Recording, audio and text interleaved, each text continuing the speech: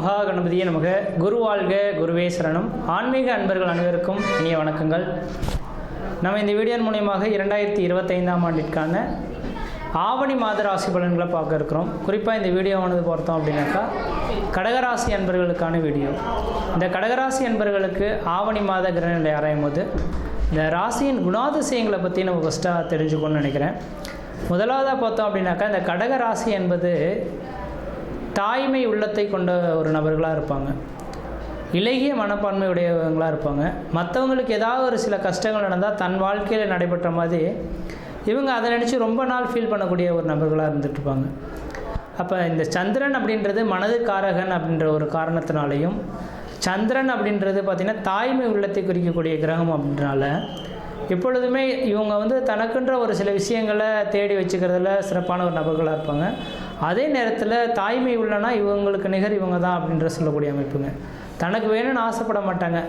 தன்னை சுற்றி இருக்கக்கூடிய நபர்கள், தாய் தன் பிள்ளையை எப்படி பாதுகாத்து கொள்வாங்களோ அதேபோல் சமுதாயத்தில் இருக்கக்கூடிய மக்கள்களையும் அதே போல் பாவித்து நடக்கக்கூடிய ஒரு நபர்கள் யாருன்னாக்கா இந்த கடகராசி அன்பர்களாக இருந்துகிட்ருப்பாங்கன்றீங்க. ஆனால் இப்படிப்பட்ட இந்த கடகராசி அன்பர்களுக்கு கடந்த கால நிகழ்வுகள் அந்தளவுக்கு சிறப்பான அமைப்புகளாக இல்லை. கடந்த கால அமைப்புகள் அப்படின்னாக்கா கடந்த ஒரு 3 வருட காலமே சிறப்பான அமைப்புகளாக இல்லைன்னு தான் சொல்லணும். மிகப்பெரிய சோதனைக்கான காலகட்டங்கள், வறுமைக்கான காலகட்டங்கள், கடனுக்கான காலகட்டங்கள், பொருளாதார ரீதியான தடைகள், குடும்ப ரீதியான பிரச்சனைகள், வம்பு வழக்குகள், சட்ட சிக்கல்கள், கடன் தொந்தரவுகள் சந்திக்கக்கூடிய காலகட்டங்களாக உருவெடுத்திருக்கும். காரணம் என்ன அப்படின்னு கேட்டிங்கனாக்கா இந்த கடகராசி அன்பர்களின் வாழ்க்கையில் 7.5 சனி, அஷ்டம சனி காலகட்டங்கள் நடந்ததுனால மன அழுத்தங்கள் பெரிய லெவலில் பாதிப்பை கொடுத்துருக்குன்றீங்க. மன ரீதியாக கூட குழப்பம் அடைந்த நபர்களாக இந்த கடகராசி அன்பர்கள் இருந்திருப்பாங்க. ஆனால் அப்படிப்பட்ட இந்த கடகராசி அன்பர்களுக்கு கடந்த கால வாழ்க்கையை எண்ணி பார்க்க வேண்டாம். கடந்த மார்ச் மாதம் 29ஆம் தேதியிலிருந்து அஷ்டம சனி உங்களுக்கு விட்டு விலகிடுச்சு. இனிமேலுக்கு உங்களோட வாழ்க்கையில் ஏறுமுகத்துக்கான ஒரு காலகட்டம் தொடர ஆரம்பிச்சிருச்சு. ஆனால் அதுக்கு தகுந்த மாதிரி இந்த நேர காலங்களில் கிரக நிலைகளும் ஆடி மாதத்துக்கு பிறகு ராகு கேதுவின் பிடியிலிருந்து ஒவ்வொன்றா மீள போகுதுங்க. அப்போ இந்த கடகராசி அன்பர்களுக்கு தன்னோட ராசிநாதன் சொல்லக்கூடிய இந்த சந்திர பகவான் ராசிக்கு 11ஆம் இடத்தில் நல்ல வலிமை பெற்று உட்கார்ந்திருக்கார். சந்திரனார் 3-5 சொத்தைந்து 11 தனித்திருக்க மாடப்பா மந்திரங்கள் செய்வான் காலை மகத்தான வாதம் ஒரு வைத்தியமாம் கூரப்பா குடும்பம் அது விருத்தியாகும் குவளை 8 எதிரிக்கு மார்பில் ஆணி அப்படின்ற மருத்துவத்துறையில் சாதனை படிக்கக்கூடிய மாணவ செல்வங்களாக இந்த கடகராசியில் பிறந்த நபர்கள் இந்த நேரத்தில் இருப்பாங்க. எதிரிகளை வெல்லக்கூடிய ஒரு நபர்களாக இருப்பாங்க. இந்த நேர காலங்களில் குடும்பத்தில் ஒரு சுப நிகழ்வுகள் செய்யக்கூடிய ஒரு காலகட்டங்கள் உருவாகும். இந்த நேர காலங்களில் பண வருவாய்கள் அதிகரிக்கக்கூடிய காலகட்டம் உருவாகும். கடன் பிரச்சனைகளுக்கு ஒரு முற்றுப்புள்ளி வைக்கக்கூடிய காலகட்டமாக இந்த மாத காலகட்டம் உங்களுக்கு இருக்க போகுதுங்க. அதனால் நீங்கள் கவலை கொள்ள வேண்டாம். இந்த கடகராசி என்பவர்களுக்கு இந்த மாத காலகட்டங்கள் ஒரு சாதகமான ஒரு சூழல்கள் நிறைந்த ஒரு காலகட்டமாக இருந்துகிட்ருக்கு. அடுத்தது பார்த்தோம் அப்படின்னாக்கா இந்த கடகராசிக்கு நிரந்தரமான வேலை வாய்ப்பு இல்லாமல் தடுமாறிட்டு இருக்காங்க. எனக்குன்ற ஒரு மனிதனுக்கு அழகு நிரந்தரமான வேலை வாய்ப்பு. நிரந்தரமான வேலை வாய்ப்பே இல்லை அப்படின்னாக்கா இந்த மனிதனுக்கு அந்த அளவுக்கு சாத்தியமாக இருக்குமா அப்படின்னாக்கா கண்டிப்பாக கிடையாதுங்க. அப்போ நிரந்தரமான வேலைவாய்ப்பு இல்லாத நபர்களுக்கு 11ஆம் இடத்துல சந்திரன் இருக்கனால உங்களோட தகுதிக்கும் திறமையும் அறிந்து உங்களுக்கு வேலை வாய்ப்புகள் கிடைக்கக்கூடிய ஒரு மாத காலகட்டமாக இந்த மாதம் உருவாக போகுது. அதனால் இந்த மாத காலகட்டம் வேலைவாய்ப்பு இந்த காலகட்டங்கள் பொருளாதார ரீதியான வளர்ச்சிகள் சந்திக்கக்கூடிய காலகட்டங்கள். அடுத்ததாக பார்த்தோம் அப்படின்னாக்கா இந்த நேர காலகட்டத்தில் ஊரை விட்டு வெளியூர் வெளிமாநில வெளிநாட்டில் போய் வசிக்கக்கூடிய நபர்களுக்கு அந்த நாட்டு குடியுரிமை வாங்கி அங்கேயே செட்டில்ட் ஆகக்கூடிய காலகட்டமும் உருவாயிடுச்சுங்க. ஏன்னா உங்கள் ராசிக்கு 12ஆம் இடத்துல குரு சுக்கிரன் இணைந்து சுபகிரகங்கள் விட்டுருக்கிறத பார்க்க முடியுது. அப்போ சுபகிரகம்னு சொல்லக்கூடிய 2 கிரகமும் 12ஆம் இடத்தில் தொடர்புறதுனால வெளிநாடு வாழ்க்கை, வெளிநாட்டில் இருக்கக்கூடிய நபர்களுக்கு பேர் புகழ் கௌரவங்கள் சந்திக்கக்கூடிய காலகட்டம் உருவாகும். வியாபாரத்துறையில் கமிஷன் பேசிஸில் வேலை செய்யக்கூடிய நபர்களுக்கு அதனால் லாபங்கள் அதிகரிக்கக்கூடிய காலகட்டம் உருவாகும். அரசாங்கத்தினால் ஆதாயங்கள் பெறக்கூடிய ஒரு காலகட்டங்கள் உருவாக போகுதுங்க.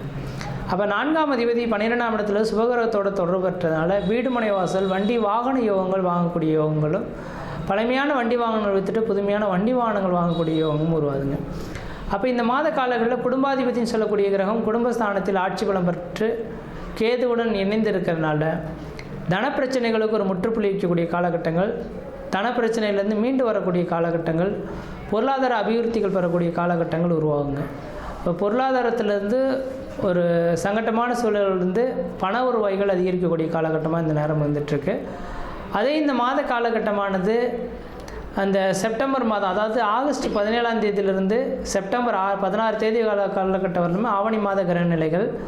அந்த செப்டம்பர் 10 தேதியிலிருந்து செப்டம்பர் 16 தேதி காலகட்டங்களில் சூரியன் கேது இணைவு ஏற்படக்கூடிய காலகட்டத்தில் பண வருவாய்கள் கொஞ்சம் தடை ஏற்படலாம்.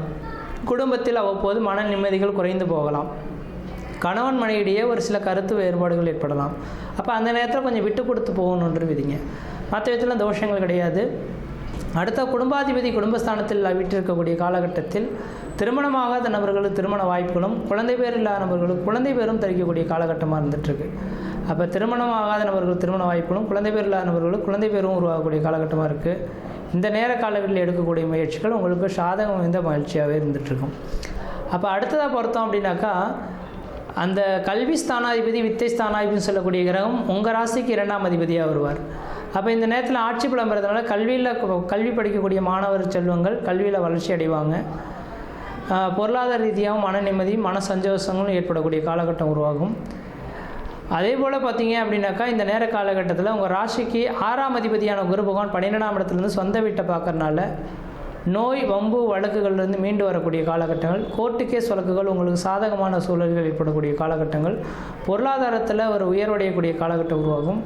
அதேபோல் 6ஆம் அதிபதியான சொந்த வீட்டை பார்க்கறனால அரசாங்க உத்தியோகம் உங்கள் வீட்டின் வாயில் கதை தட்டக்கூடிய காலகட்டம் உருவாகுதுங்க. அதனால் இந்த நேர காலங்களில் அரசாங்க வேலைகளுக்கு முயற்சி எடுக்கக்கூடிய நபர்களுக்கு அரசாங்க உத்தியோகம் கிடைக்கக்கூடிய காலகட்டங்கள், திருமணமாகாத நபர்கள் திருமண வாய்ப்புகள், குழந்தை பேர் இல்லாத நபர்கள் குழந்தை பேர் உருவாகிறது, குடும்பத்தில் ஒரு சுப நிகழ்வுகள், சுபகாரியங்கள், அழியா சொத்து சேர்க்கைகள், வீடுமனை வாசல் வாங்குவது, கட்டுவது, குடிபெயர்ந்து குலதெய்வத்துக்கு செய்ய வேண்டிய சடங்குகள் செய்கிறது, இது மாதிரியான சுப நிகழ்வுகள் ஏற்படக்கூடிய ஒரு காலகட்டமாக இருக்குது. அதேபோல் 8ஆம் இடத்துல ராகு இருக்கிறது அந்தளவு விசேஷம் கிடையாது. 8ஆம் இடமானது அடிவயிறு சம்பந்தப்பட்ட பிரச்சனையை கொடுக்கும். அப்போ சாப்பாடு உணவுப் பொருட்கள் மட்டும் துரித உணவுகளை சாப்பிடக்கூடாது. அன்னைக்கு சமைச்சு அன்றைக்கே சாப்பிடக்கூடிய உணவுகளாக இருக்கணும். ஸ்டாக் வச்சு சாப்பிடக்கூடிய உணவுப் பொருட்கள் கண்டிப்பாக பாக்கெட்டில் அடைக்கப்பட்ட உணவுகள்லாம் சேர்க்கக்கூடாது. அடிவயிறு சார்ந்த பிரச்சனைகள் வரலாம். அல்லது ஒரு சிலர் சாப்பிடாமலே இருந்து அல்சர் சம்மந்தப்பட்ட கம்ப்ளைண்ட் வரலாம். அதனால் இந்த நேர காலங்களில் சாப்பாடு விஷயத்தில் மட்டும் கவனமாக இருந்தீங்கன்னா போதுமானது. அடுத்தா பார்த்தோன்னாக்கா, உங்கள் ராசிக்கு 9ஆம் இடத்துல சனி பகவான் இருக்கிறது தந்தை வழி சொத்து சுகத்தினால ஆதாயங்கள் ஏற்படக்கூடிய காலகட்டமாக இருக்குது. தந்தைக்கும் உங்களுக்கும் ஒரு சாதகமான சூழல்கள் ஏற்படக்கூடிய காலகட்டமாக இருக்குது. இப்போ தந்தை வழி சொத்துல ஏதோ பிரச்சனைகள் இருந்தால் இது இந்த நேர காலங்களில் கோர்ட்டு கேஸ் வழக்குகள் உங்களுக்கு சாதகமாக இருக்கும். அடுத்து சந்திரன் 11ஆம் இடத்துல இருக்கிறான். நிறைந்த செல்வம் பெற்ற நபர்களாக இருப்பீங்க. என்றைக்கோ செய்த உதவிக்கு இந்த நேரத்தில் சன்மானம் கிடைக்கக்கூடிய காலகட்டங்கள் உருவாகுதுங்க. எதிரிகள் எல்லாம் வெல்லக்கூடிய காலகட்டங்கள். குரு சுக்கிரன் 12ஆம் இடத்துல குடும்பத்தில் ஏதோ ஒரு சுப நிகழ்வுகள் 4 பேர் அழைத்து விழுந்து படைத்து மன நிம்மதியை பெறக்கூடிய ஒரு காலகட்டமாக இருந்துகிட்ருக்கு. அதனால் இந்த ஆவணி மாத கிரக நிலையானது கஷ்டங்கள் நீங்கி வளர்ச்சி பெறக்கூடிய ஒரு மாதமாக இருந்துகிட்ருக்கு. இந்த மாத காலகட்டத்தை சரியாக பயன்படுத்திங்கன்னா வாழ்க்கையில் வெற்றி பெறத்துக்கான வாய்ப்புகள் இருக்குது. இந்த மாத காலகட்டத்தில் நீங்கள் வழிபடக்கூடிய தெய்வம் எதுன்னு பார்த்தீங்கன்னாக்கா, பிரதோஷ காலகட்டத்தில் நந்தி பகவானுக்கு 1 லிட்டர் பால் உள்ள 1 முழம் முல்லைப்பூ வாங்கி கொடுத்து அர்ச்சனை செய்வதன் விளைவாக இந்த மாத காலகட்டத்தில் பணம் பிரச்சனையிலிருந்து மீண்டு பொருளாதார அபிவிருத்திகள் பெறக்கூடிய ஒரு காலகட்டம் உருவாகும். அதனால் இந்த மாத காலகட்டத்தில் எந்த விதத்தில் நீங்கள் முயற்சி எடுக்கிறீங்களோ அந்தளவுக்கு வளர்ச்சி பெறக்கூடிய ஒரு மாத காலகட்டமாக இருக்குது. முயற்சி எடுத்து பாருங்கள், கண்டிப்பாக வெற்றி பெறுவீங்கள். நன்றி, வணக்கம்.